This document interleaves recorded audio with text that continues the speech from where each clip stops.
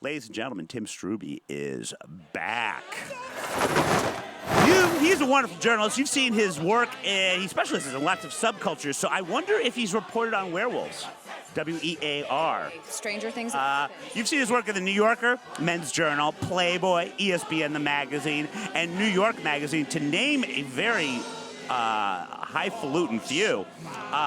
And recently, he has started, this is such a great idea that I'm actually jealous and kind of want to hit him. He's recently started a new company that, when we like our entrepreneurs, you want great furniture? You need great furniture. The problem, you hate shopping for it. He's got the first ever furniture shopping service. I can't believe this hasn't been done before. They basically help people get great furniture for their homes by offering foundational options such as sofas, chairs, sideboards, beds, dressers, tables, rugs, nightstands, benches, dining tables, and chairs. I don't have 90% of that. In 3 timeless styles, mid-century modern. I was just in Palm Springs. Yeah, no kidding. California coastal and industrial. I definitely want to ask you about the origin story, but guys, this is legit. I worry from the code that Tim provided me that people thought I was kidding on the old Twitter sphere, but right now, if you put in the code on their site, and it's toTree.co, if you type in the code $100 BJ, reminds me of a recent story you wrote, that for all Morning and Bill Joe listeners will get 100 off service fees. That's insane. That is a lot.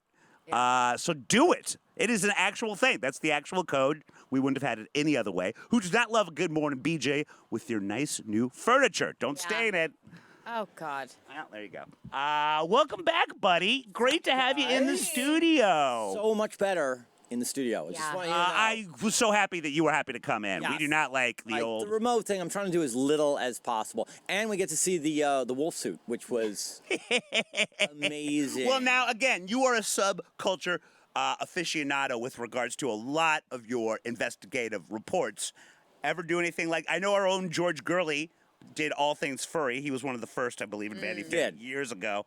Anything like that? Anything along those lines? Body modification, lizard people? Not as much. I was once working on a boxing story in Central Florida, and at the hotel they were having a bronies convention. I've covered bronies! It was actually too terrifying for me to actually delve into it. I just stayed away. I'll tell you what, I had to do a man on the street for Red Eye at the Brony conference. It's actually, I think, still might be online. And at first, horrified, then apathy, and by the end, I felt like a brony a little bit. Did? They embraced me, yeah. And they had all the voices for the cartoon that they love, based on the My Little Pony, that they're really obsessed. These are grown-ass men. See, I never even got into it. Well, yeah. As a child. Yeah. Well, these are guys that are like, yeah. Guys and girl. There were women there, but a lot of guys, and I didn't get it. Can you say in either an Applejack or Rainbow Dash well voice, done, guys. Bill Schultz is the most splendiferous brony of all? Bill Schultz is the most splendiferous brony of all. Oh my God! Someone added this. That was one of the. Someone did that on their own. Probably a brony. Yeah. Probably a brony. But I did do another story. I spent a year and a half researching the personal dating relationship lives of high-end escorts. Oh yeah, that's what we were talking about last time. Yes, I loved it. Remember? I mean, it was unbelievable. And there was some weirdness there, which I probably can't get into. Believe me, this is not a family show. Hence Morning BJ on toTree. First of all, the name. toTree. toTree. Tell us about that. So I used to do PI work for a lawyer in Midtown. You have the most fucking fascinating You've life. lived a million lives. He was kind of a fixer, like a Michael Clayton type. Okay. And so he had me tailing people or wearing a wire, neither of which I was really qualified to do, but if you watch enough movies, you're like, whatever. And he was from Long Island, and he had a guy from his hometown named the Count of Love. He was quite a character. And you'd say, Count, can you go to the courthouse and file these papers? He'd be like, no problem, toTree. So it was his shorthand for easy as 1, 2, 3, and we all kept saying it, toTree. That's amazing. Easy as 1, 2, 3. That's it. But now, where do you make the leap from a guy with a New York speech impediment to furniture? Women.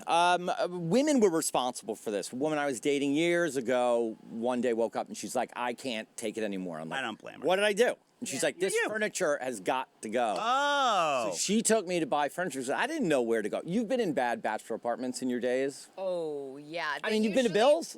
I have not been to Bill's, thank God. But no, usually they don't have furniture. Right. Ding, ding, So ding. we sit on the floor. Well, okay, I'm not that bad. And you guys were talking about judging. You do judge a guy by his... Definitely, yeah. Well, over a certain age. I mean, not over the age of 22. Oh, God, this is already getting depressing. Well, this is why I need your help. And now I've got this code, which is really going to help. Certainly, Really, seriously, certainly. everyone watching, use this code. That is a great deal. So I'm assuming that there is a lot of female expertise with regards to the selection. Well, actually, just tell us about the process, first of all. It was just, you know, I realized that I had a lot of friends in the same boat as me of like trying to buy furniture. It's terrible. I'd rather do anything else. Yes. A lot of research. It's a lot of research. You're doing it on your own. And if you don't have, you know, one of our taglines is sure we'll be your girlfriend for the week. Because, you know, I need help. We don't learn about it growing up. Like most guys don't. So then you've got some money and you're like, okay, let me go buy furniture. And you're like, where the am I going to buy some? Right. So I'd rather do anything else than that. I feel like I'm going into a used car lot. I mean, I didn't buy a lot of furniture, hence the... And I thought, we have a lot of friends, you know a few of them, who are in the same boat. Oh, God, yeah. Rhymes with Chris Wilson. Maybe. Yeah. I didn't want to expose anyone on the air. And I was like, man, why isn't there a business like this? Yeah. So I just started researching it during the pandemic. Brilliant. What else are you going to do? Brilliant. Oh, I decided to do nothing. Right. No, but you started a business. Cool. Yeah, so we built it. It took 2 years to build. We launched in January. In November. Oh, wow. So very new. 2 years because it was like, it's incredibly painstaking and it's great. It's good because I knew nothing about furniture or startups, so it made a lot of sense. If you're taking notes right now, scratch that part out. I learned, take those courses in college if you can now. Seriously. And learned the hard way. And it cost a bit of money, you know, learning, making some mistakes on the way. And that's how everyone does it. I mean, no one who has done a startup, I mean, 99.9%, it's usually their first startup. I mean, you got to start somewhere and like... Start. You got to start somewhere. And that world was very foreign to me. You know, in the writing community, we don't know any... New York, do you know any startup folks in that world? I was freelancing off and on for a startup that our own Luby is currently working with, and these guys are...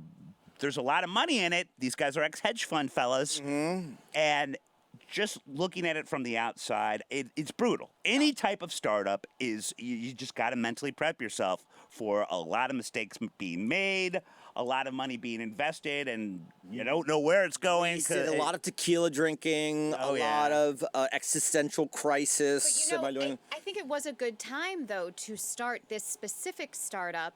Just because, right, everyone was stuck in their homes and realizing, oh, I don't like this shit I'm now forced to look at. That's a really good point, yeah. Every day. It was one of the main points. And another one of our taglines, because our branding's different, is, yes, your coworkers do judge you over Zoom. So, you know, get your shit together. You know what I mean? Boy, talk about filling a need, and that's what it's all about, people. That is fucking great. Okay, so now take us through it.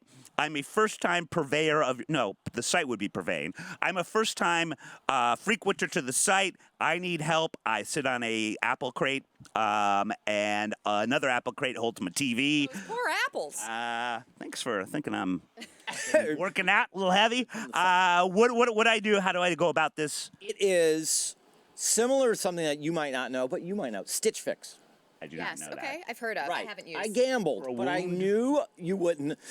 Stitch Fix is something for women or men who don't like clothes shopping. So you go online, you fill out a style survey, you give your measurements, stuff like that, and every month they send you product. You can keep whatever, send it back, blah, blah, blah. That's the thing. So you go online to our site, you fill out a style survey, take a couple photos, measurements, that's it, you're done. Love it. I was just at... And Joanne got an amazing cotton poly blend T-shirt out of it. Size child. I saw a size Child super, large. super small. Child large, Yes. yeah. I've learned the hard way that It's a good washcloth, she does that. not have actual. really is. She does not wear actual lady Yes, things. towels? No. I'll tell you what. It is very creepy when you see me shopping at the child section. It's a of the child NBA, section and at the really- Yet you keep doing it. Really, I do. you Well, I can't think- keep out. yeah. You might be on a watch list. At this Oh, I point. absolutely All am. right. But that not even for that. No, I know. I mean, that's the least of your troubles. I was just at the mid-century modern capital of the world, kind of, sort of, Palm Springs, where I got her that T-shirt. So much, and I never even really noticed furniture that much, but there, everyone's furniture certainly matches their early, mid-'60s decor, house-wise, and that's one of the big things that you guys provide. And it's certainly, like, huge now, thanks It's to Mad mainstream. Men. It's become mainstream. Yeah. It's like this is what was my bellwether was when Maxim is no longer writing about man caves and they're writing about kind of the finer things. I was like, now is the time. Oh my you know God, what I mean? yeah. If- That was supposed to be the sort of the alternate view from a GQ type deal, but if they're doing it, yeah. if they're doing it, if Maxim's doing it, which we love. Our friend runs Maxim, so we do, but we need it, and it actually improves your life, and we don't realize it until we know it, and also it will help you with your love life. I mean, it will. You know what I mean? Yeah. Good furniture. I swear to you. Like, if you have a guest over, whatever your furry friends might come over. Where? And do you pick out the furniture in your place, or does your significant So, other? My husband. is I moved hitched into now. his apartment like 3.5 years ago, and he has very good style, a mid-century modern sort of take. But a lot of the stuff he has is either from a very old relative or from his sister's cast off. She has more money. And a lot Yeah, of she things does. have meaning. He has his grandfather's like World War II like trunk that we use like right by the bed. That's awesome. And I love that. so a lot of stuff like that. But you know what I think it is, especially with dating, right? It's this idea of commitment. When you see that a man has committed to purchasing an expensive Interesting. piece That's of a good furniture. point. I didn't It's think not a of that. futon.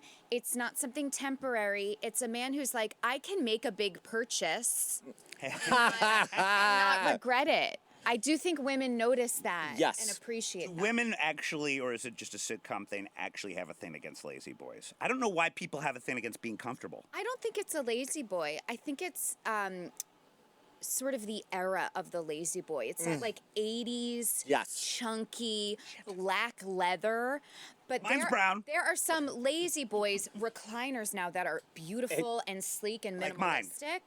So, yeah, I think it's just the idea of it, or like the archetype of a lazy And boy. the lazy boy with the big arm, you got to pull back. Mine's very understated. Yours is understated, and it's very fun you said it because we're doing a story with Maxim next week, and it's 5 tips to improve your apartment. One is on recliners, the new recliners. Gone are the lazy boys. Now they have these really slick-looking ones. They're beautiful pieces, and those big clunky ones, I don't know, they evoke like just the man cave. Yeah, the man cave fucking thing. stale-smelling Yeah, relatives and things like that. absolutely. Nice It's all one. like food particles in a lazy boy, Yeah. and there's none in yours. Though. Thank you. Yours Yes. is impeccable. You know why? Because my mom bought it for me when I first moved to New York and Queens, and she picked it out. That's It's it. My very- mother used to buy me furniture. Yeah. Where did your fiance learn about furniture?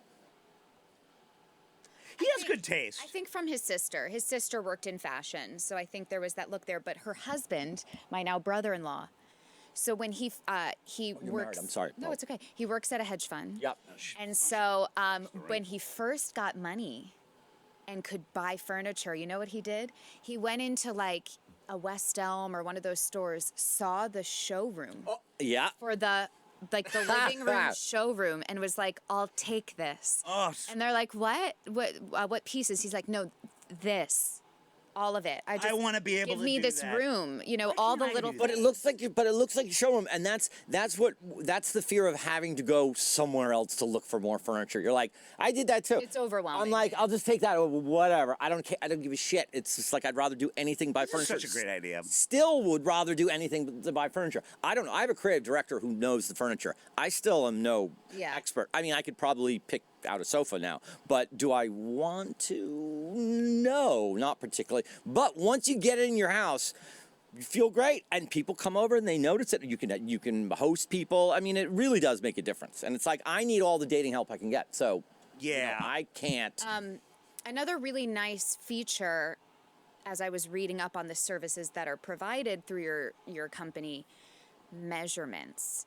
So you share the measurements of your home. That's brilliant. Which, especially if you're in a tiny New York apartment, measurements matter. Because just getting through the door, that was something when we got a new couch that we really had to be mindful of. Yes. Because it's like, okay, we can take off the feet, but we don't want to there's something called the couch doctor in New York. Well, they will literally cut your couch in half. My landlord to get it does in and then put it back together. But I just spent thousands of dollars on a couch. I don't want it cut in half. Right. So, yeah, you have to think of that. So the fact that all the measurements are there, they're like, this couch will fit.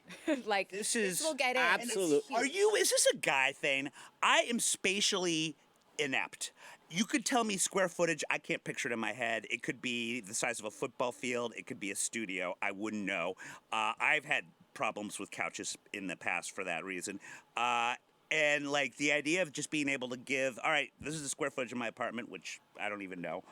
And you guys have options already. That's great. We will come measure it for you if you don't want to do it yourself. And also, we're developing a tech now. You'll just have to take a video where we'll be able to plug in the dimensions of a piece of furniture, sofa, and it will run computer modeling to make sure it fits throughout your entire house, so you'll never have to worry about measuring again. Fucking brilliant. Yeah. So we're doing that. And there was no innovation. I went down to, I don't know if you guys know this, High Point Market is the largest furniture market in the United States. I don't even know what that is. High Point's a town in North Carolina. It's like the hub of furniture, which is one of the premier industries in the United States forever.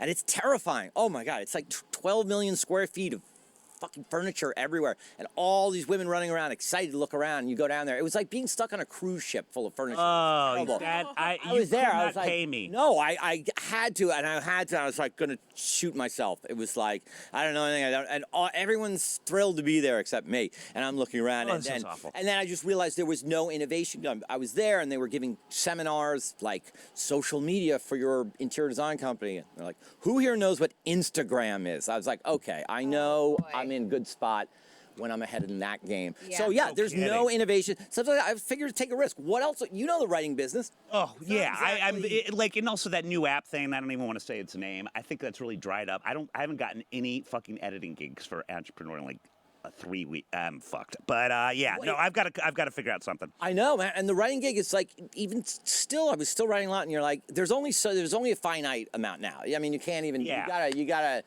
get your own show. You've got to do something else. You know what? Maybe you could do. I'm just spitballing ideas. Please, we love. I don't know if you already have like a review portion of your company. Obviously, people can look at reviews on different sites of the furniture that they are looking at. Yep. But you could have your own team of reviewers. Bill could be one, where he sits on each couch. I like sitting. 46-year-old man? Mm-hmm. Take it, 47. And he's like, this I can sleep on and not be sore in the morning. Or like, I like not being sore. This end table. You know, it's like reviews that are, a little more fun. Absolutely. Well, what we're developing now is a rating system of like, can I put my feet on it? Can I put it's Love all it. like pragmatic things that we're thinking. And it was, and we also, with all the brands, it's all transparent. You know the brands, West Elm, Room and Board. I went and tested all the furniture. I went to Vancouver. Oh, nice. That's fun. For article. Yeah, we went and saw, because I would be like, I'd go in and be like, no, these leather straps to open this. No, what if I have lotion on my hands? How am I going to open? Yeah. Just the practical things that guys think of like, or a coffee table that's like slanted on the sides, because I know I'll put a beer on it and it will fall right off. And that's great. We were thinking like, yeah, it's not like how it looks. It's like, how am I not going to fucking break this or destroy it? And I put a bottle down and not get a water stain. And if you're not happy with it, and no, this is definitely a guy thing. You're not fucking returning it. Returning it? No way. You're just living with it. That's it. Yeah. I've certainly. And I got one more little, because we have a real real focus on sustainability. We're having our toTree service here in New York, starting in the spring, where if you order all your furniture, once it all comes to our warehouse, we'll deliver it, assemble it, inspect it, blah, blah, blah, but we'll remove whatever we're replacing and have it donated or recycled. That's fucking amazing. Let me tell you, that is half the battle. Half the battle. When you get new furniture. We got a new couch. Douglas listed, he put the couch on like Facebook Marketplace or something, but he didn't want to sell it because like it was an old couch, but it was still good. So he was like, I don't know, maybe to like some sort of program for like teens or like what can we do with this? And I forget who picked it up, but it was like a bunch of teenage guys with a truck like came and like took it, because otherwise you're like, I don't want to remove this first of all, like personally, to lift. And so to get someone else to do it, or you have to pay someone to do it. Hey, of course, it's a nightmare. And everybody, if I could get this shit out of my apartment, I mean, that's the whole. And you know, you don't want to do it 3 weeks before your new sofa comes. You know what I mean? You want time. He almost got rid of this couch when we like ordered our new one, and I was like, let's just wait. Yeah. And at the time we got a couch was when everyone was getting couches, and so it took us about 2 to 3 months to get the new couch. Oh my! So I was like, we would have been without a couch for that long. And on toTree, if you say you need your furniture right away, we have an internal app that locates only furniture that's in stock. So everything's in stock. Nice. This is fucking brilliant. You can get. Wait, question for you: is there one piece of furniture from Douglas that you haven't told him that you hate and you want to get rid of? Oh, good question. You know what? Not furniture, but we did just have a discussion about art. I was going to say art was the next one, which is what do you got up there? Because I moved into his home, and I don't really care about art that much. The only art I have are literally pictures of myself hanging. Very tracks. So, but he has stuff that's again meaningful. Everything's meaningful to him. Yes. Like your I'm Christmas the weirdo. tree and ornaments. Yes. Yeah. His are from childhood. It's very funny. But anyways, he has little things from his travels, little postcards, and he took the time to frame them and hang them. But we did just get new photographs printed out and framed through a company called FrameBridge, which is pretty good. But and again, she's in those photos. We want to like add them and do like more of a gallery wall situation, but there's already a lot on the walls. And I was like, what are you willing to part with? And he's like, what do you mean, what am I willing to part with? What does don't that you mean? like? And I was like, oh, well, I don't have emotional ties to anything, so any of this could go. And he's like, no, we're just gonna like add and move stuff around. I'm like, okay. I had a friend when his girlfriend moved in, he was the same way. He had just everything, everything on meaning. She's like, well, I have stuff for the walls. And he's like, well, this square foot here is all yours. Knock yourself out. You know what I mean? Put up whatever you want in that square foot. You know what I mean? You can't, because it gets personal, right? Like, he's gonna be like, you're like, that memory doesn't mean that much, does it really? You know what I mean? I mean, I've got too much shit, but it is all sentimental. Like it totally is. And that's why you just got to get rid of all of stuff. But you haven't fought over that stuff. No. I'm too apathetic about most things to really fight about anything. Yeah, I mean, it's... she's not really a person. And fighting, even over furniture, I don't really particularly care. Like, I have a coffee table now. If it looked different, similar, I'd be like, whatever. Yeah. You know what I mean? I'm like, and my creative director's like, oh no, this sofa, the legs don't work. I'm like, legs? Who's looking at the legs of furniture? You know what I mean? I'm just like going to sit on the sofa. What we do want to use the media side of your brain too, with our many fun stories. But before that, one like quick life hack or just fun thing that you learned in the whole process of this that would help with as far as finding furniture, keeping it in good shape. The whole, like, is something that people just aren't doing that they should. I think the big thing is education. That unfortunately, a good piece of furniture costs more than you do think. Right. We always say pay up for a sofa, and then you can save money on a coffee table or end tables. You don't have to go high end for everything, but the sofa's like, you're looking at $2,500, and up.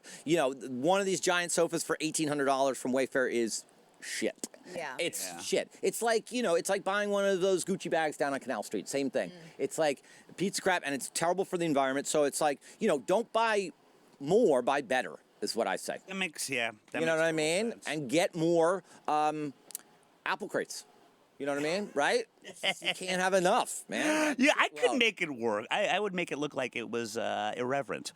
Well, I have a very nice couch. It's leather from a rich neighbor of mine who she just needed to get rid of it because she got a dog and it was going to scratch it up. And it's very new. The hand-me-downs are the best. It's good for the best. environment, too. But my media's not done. I'm still doing one last Talk of the Town next month. But so I'm still right. It's hard to get rid of the bug. What's that one going to be about? Fucking unbelievable, man. The New Yorker. It's kind of like a combination of Moneyball and fantasy football. It's like this super geeked out competition between sports law programs where they all have teams, and teams play either the NFL player or the NFL team, and they go through contract negotiations, like really detailed. And they enjoy it. That seems to me like the minutia of the. Oh my God! I'm talking about as accurate. It's like GM training. For me, that would be in high school, like Model UN. Totally, Model Congress, absolutely. But it's totally, that's yes, so funny. It is, and they're like, player X in his third year, he deserves a bonus. Is this a real thing? Oh, and it goes on, and it's judged by NFL executives. Oh my God. And it's the geekiest thing. It's the geekiest thing because, again, it's fantasy football, but also Moneyball because you're dealing with the signing bonus has to be weighted to the third year of the contract. I don't know. It's out of my league. I mean, by all means. Wow. But I thought it would be such a good dork fest that I couldn't pass it up. I mean, now the stats are just full on salary. No, but God, that's where we're at. But here's the thing, right? This could, over the years, possibly replace football. I mean, I brought this idea up last week, like, what if in 20 years football is no more? I mean, that's not even a new idea. Douglas was then like, I think Malcolm Gladwell was like, in 100 years, there will be no football. Yes. But right? And then with the birth of VR, right, and these headsets, and then this sort of, scenario situations, people could be watching games that aren't real and negotiate and competing on it without question, 100%. That is actually true. Totally, but the variables of the football is good. That's why people like it. I don't know. I don't get it. Have you ever done fantasy? I did. I used to do it, and then I got bored with it real quick. I did it for 2 years, and then I would get people in my league would get angry at me because I would be ignoring their pins to totally and stuff yes like that. yes. And I forget, and they hated me being in it. Yes. Well, now we're giving you a good seg sports-wise for one of your stories, but I do want to do this one real quick because Bobby made it for me. We have a new Cocaine Bear. Gotta see the cocaine. Segment thing going. One is not enough. Cocaine Bear. I can't wait to see this. By the way. And it goes. She got me this lovely. And I love that bar. It's a great bar. Actually, let's face it, every bear bar is a Cocaine Bear. Every bar is a great Cocaine Bear is what that. That's Bear Force One in the background there. They're the only bear boy band.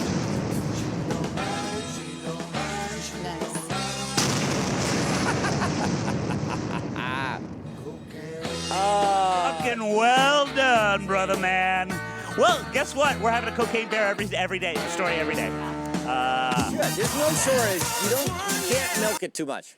Is there a countdown to Cocaine Bear? Like when it's is it in released? February. I gotta get because we gotta get a screener. You're invited. And it was. I just read right. It was who was producing and directing? It was someone like a Elizabeth Banks, right? Elizabeth Banks. God bless her, man. She's doing some irreverent shit. Man. I love it. Good Well, and so I thought this was a good one because it's a good talker, even if you don't care about Cocaine Bear. Although if you don't care about Cocaine Bear, get the fuck out of here. You can't we not don't want you care. anywhere near this show. All right, no. I am sad. The only thing I'm sad about is that the Grizzly Man is dead, so he couldn't comment on it. You know what I mean? He didn't need cocaine. No, but he would. high on I would life. like his thoughts on the Cocaine Bear. Oh my God, yeah. Well, it was essentially. Now I can't find the goddamn story, but it's basically. With Dana White? No, that's not about Cocaine Bear. You know what? Oh, it doesn't no. matter. I just wanted to see the segment. There's going to be lots of Cocaine Bear stuff coming up, people. But if you go ahead and do your Dana White story. Wait, here, to Cocaine Bear and the Dangers of the Wannabe Cult Classic? Yes, I'll just. Oh, yeah. I'll do the synopsis. I don't know where I put it. But essentially, it is, they're saying that this could have, since they're forcing the idea of it being a cult classic rather than you discovering it, cult classics are usually something like a Rocky Horror Picture Show. No one knew. This is the marketing via the trailer, all of this. They're worried it could be another Snakes on the Plane, which was heavily told to the audience, hey, this is going to be a cult classic, and indeed it wasn't. They gave a couple of other examples. It is weird. Go ahead. Attempting to force a movie into cult classic status rarely works out, and in fact, positioning a film as a future cult classic in advance can actively work against that very goal. The reason why is pretty simple. Cult films are not meant to be sold to you as such. They are meant to be discovered. So yeah, that's Absolutely. I mean, it makes sense. What's the last big cult film? Sharknado? Oh, Sharknado. Yeah. It was a made-for-TV one, though, so does that count? Yeah.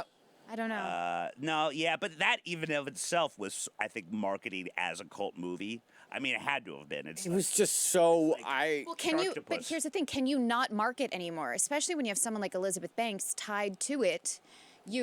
You need to, because there's so much money in it. So then you're like, okay, well, we need to make sure it does well, so we have to market it. Cats may be inadvertently one now. Is it now gotten so popular with stoners and such that people are enjoying it, what was first made fun of? I mean, that's like that and say Showgirls, people watch ironically, I guess. Does that count as a cult movie? I don't even know. But usually they have their rebirth, right? Or like after their initial release doesn't do well. Oh, yeah, it could be decades later. Yeah. I guess you could call it It's a Wonderful Life. Was it like, would Heathers, now I'm dating myself, or something like that back in the day? It is. I think that is considered a cult classic. I mean, I think it did well, but not well enough to be a blockbuster. About, like, Christopher Guest films, like Waiting for Guffman is one of my favorites, and I don't believe it did well out of the gate. Right. There is a group of people, specifically theater people, who love those like Best Clerks? in Show and...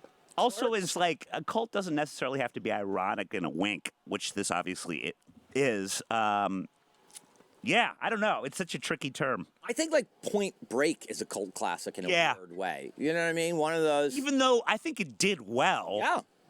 But yeah, people. Oh God, I mean. Now it's a cult classic because what happens with the cult classic is it doesn't hold up, so it's like campy and weird. Yeah. And it becomes like almost Top Gun, is borderline, because it's so like weird. And yeah, it's just like it just doesn't hold up, but you still like going back to it because Office Space and we here's did. The thing, like cults are not mainstream. That's what makes them cults, right? Like an actual cult of people, right? Right. So it's not. It can't do well, right? Otherwise, it wouldn't. It would be mainstream if it did. Yeah. No, you're right. So then I guess you don't. Well, but I think that the term has been manipulated. But it really has now. The meaning has shifted to campy. I think. Yeah. More than anything. Right. And also, the problem is in today's society with media, like nothing's a secret anymore. Back in the day, you had to discover it. I mean, something comes out, it's like everybody knows about it. Discovery part is key. 2 seconds, you know what I mean? Yeah. So it's not like word of mouth, be like, oh, I saw this really weird. In 5 seconds, everybody will know about it. So it kind of undermines that sort of the build that a cult classic needs, I think. Far be it from me to disparage our gacked up grizzly that we've been promoting nonstop, but yeah, I mean, this is not a thing to discover. The cocaine bear's everywhere, Wait, what are we the problem? We are promoting it too much. Well, and then the thing that made Snakes on the Plane so shocking was that it was originally a PG-13, but this was right when Twitter started and online stuff, and they actually manipulated the whole. Somebody get these motherfucking snakes off the motherfucking plane or whatever he said. They did that as a manipulated joke thing online. The studio exec saw it, changed it to an R, and added that scene along with lots of other F-bombs, maybe some boob stuff like that. So it was on it. Like the fact that fans were having that kind of input, you would think it was on its way to doing everything it wanted to do, but it just didn't happen. Wow. Cult-wise. Does Cocaine Bear do well at the box office? What do you think? I think predictions. It's got to have. Is it review proof? Maybe it is. I don't know. But then so would be Snakes on the Plane, and it depends didn't. on what else is coming out that weekend? Truthfully, February. It's coming out in February. People, what else are you going to do in February? I think more people are going to the movies. Right. So yeah, I don't know. You know what's going to be a cult classic? Babylon, which I just saw. It was. Is it good? I wanted to see it. Can't I've heard a explain mixed it. bag. I can't explain it. There were some circumstances around it. Maybe I took too many edibles when I went to watch it. And it was like, It's so long. That's rough with edibles. And which was the other problem. For some reason, when I looked it up, I thought it said running time was an hour and 55 minutes. but it was clearly 3 hours long, which I didn't know. So I after can't do 2 that hours- anymore. After Can't 2 do it. hours, I didn't know. So after 2 hours, every minute I thought it was going to end. So I was like, so it seemed interminable at the end. Yeah. So That's rough. it was very rough. It was very rough. I've got the delayed onset ADD, whatever you want to call it, but like You wouldn't make it. You'll never. I know. First half, and it's like, but it's so weird that that has potential to be a cult classic. I promise you, because you're just like, you leave and you're like, the fuck did I just watch? What? No shit. Different people have watched it. They're like, I feel like I need to watch it again. Yes. Maybe fewer edibles. Yeah. That's all I'm saying, because it's like, you can't say it. But that is potential, because it's like, again, you leave the theater being like, huh, but I kind of would want to see it again, and it's kind of weird and funny. Yeah. Although we just had someone on who said the trailer is nothing like the movie. Oh, Jennifer Eckert was on, and she said the trailer was so misleading. The movie was nothing like it, and she hated it. I Really? do like the look of that era. When the silence went to the talkies. We're running a little late. Do you want to do your Dana one real quick? Let's just do this real quick. I guess this is technically a down date, but we don't need the graphic. We reported on this a few weeks ago. Dana White's Power Slap, which is a TV show that TBS was going to pick up, and it was Russia. going to be a slap league. Totally, yeah. Well, in God, is this ironic, poetic? I don't Ironic. know. I think ironic But, is the. The a cult premiere date of this show on TBS has been delayed because Dana White was caught slapping his wife On camera. on camera. There is footage. They really should have said they were just doing blocking for the TV show. But it was a New Year's Eve party. He was seen fighting with his wife, I think grabbing her wrist. She slapped him first, and then he slapped her, I believe, twice. They have both since apologized. They are embarrassed by the situations. He does say, I'm one of the guys you've heard me say for years, there's never, ever an excuse for a guy to put his hands on a woman. We don't, no one has said anything. UFC, TBS, I don't think anyone has made a statement about the incident, but it seems like it is still on. It is just delayed, and you will see these guys slapping each other for money, I guess. Pushed it back a week, I think, right? week, I mean, yeah. what does that do? I What was is- gonna I don't say, what a understand. weird Band-Aid. What are they to- just talking a little bit And more guess about what's it? on instead? It's that Young Sheldon show. Yeah. God. They should have a I think slap that's fight the on it. same audience? I'm so confused. They should have a slap fight on it. On the Young Sheldon. I mean, Chris Brown. Everyone always said, "Oh, he could have been the next Michael Jackson were it not for the fact that he beat the shit out of Rihanna." But he's got a career, so I mean, I see this being rehabbed. Ray Rice. Remember Ray Rice? Fuck Good yeah. God, that was the most violent thing I've ever seen. Well, It's- I mean, the fact that his wife has now said, you know, I shouldn't have put hands on him either. I apologize as well for my demeanor. You know, it would be different, I think, if she was pressing charges. Yeah, what I don't know what the repercussions could. I mean, I can't see. It's terrible. Oh yeah, he got her. Yeah. It's not a good look. But you know, speaking of the sport itself, Tim, are you thinking finally slap fighting? I was waiting for this. I've been waiting for that. Thumb wrestling didn't come around, so it was like either that or slap That's fighting. got to be a professional thing. I'm Totally. Wrestling we've seen. Yes, I did co-ed arm wrestling once. Slap fighting doesn't make any sense to me, and I come from the boxing world. I've seen Yeah. more share fights. I don't know. Do you want to It's see hard to watch. people slap each other? All you hear is ears ringing, and they all get really borderline concussed with the way they What do is it the when you what watch is it. the premise? How is it scored? Have you guys seen? I haven't seen like We've how watched it's. a lot, way too many Hey, clips of this. In another segment we did, we kind of got into the rules and point, but I think you do need to remain standing. You're not really supposed to brace. But you know, Dana White even said, like, these guys are professionals. They know what they're doing. There are ways to protect yourself or whatever. Yeah, grow beard. That should be don't considered know. a performance enhancing Well, drug. you know what I think this move is? I don't think it's about the slap fighting. I think it's kind of an offshoot of what's happened in boxing, where you'll get these celebrities like Jake Paul. With the slap fighting, you can get a lot of like sort of B-level celebrities to go after each other. Because the boxing is a commitment, you can't get that. But it's been such a draw now, all of those sort of, again, Jake Paul or former football players. With slap fighting, you'll get every B-list celebrity in American history will come out. Celebrity slap fighting. And people will pay, grudge matches, all of that, from the same show, blah, blah, blah. But it's so funny. It's like, why do celebrities just want to feel pain, right? It's the fighting. Also, the hot ones. You see all these celebrities coming out. The Special Forces show. These celebrities eating really hot chicken wings. It's like, why do we want to just punish ourselves? Because they feel they have this highfalutin, cushy lifestyle the public perceives them. They're trying to show. They're trying to show that they are, substance of that they can take it. I don't know. I've never seen a celebrity fight very well, though. Yeah. I mean, like. No one walks away from it like more respectful. Yeah. When you slapped your wife, man, No, it's terrible. I don't know, but I bet that's the case. I mean, off the top of your head, it would take us 10 minutes to come up with 100 slap matches that we would pay for to watch, man. Yeah. You know what? I'm going to take a stand. I'm not going to watch this, Dana White. I don't like that you slapped your wife. Was I also not going to watch it before you slapped your wife? Probably. But now I'm really not going to watch it. You almost looked noble until you added that little bit. Too honest. You got to make it say, will you watch it? No. Probably not. I don't like it. It makes me very uncomfortable. Like, it's very hard to watch. I have to see it. Are they standing in a ring? You can see the Russian version of it. And the Russian version would be. It's literally just very stoic and still with just a. And they get concussed. I mean, they really. Some of them go down. How to do it. Yeah. Absolutely. I mean, it's just like I don't know. How long do you think it lasts? So, do you think it goes a year or does it?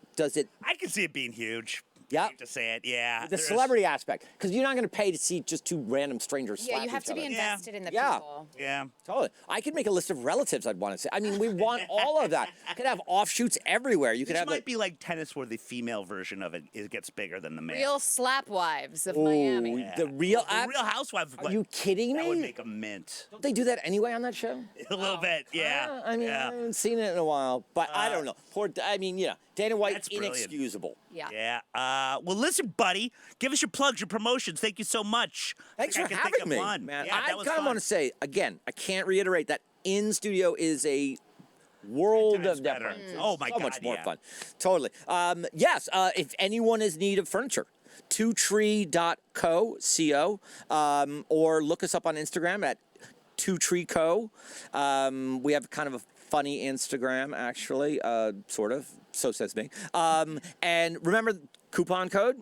$100 BJ. That's the $100BJ, guys, for $100 off services. And it's unbelievable. So that will mean that you only pay $49, and we will help you get all of your furniture. So that's fucking insane. Yeah. Yeah, like think of the time you will save, not like scrolling on your phone or going to stores. Like weekends. Just have like a little Sims living room made for you. That's it. Think of the possible women you might slay. That's it. Or men.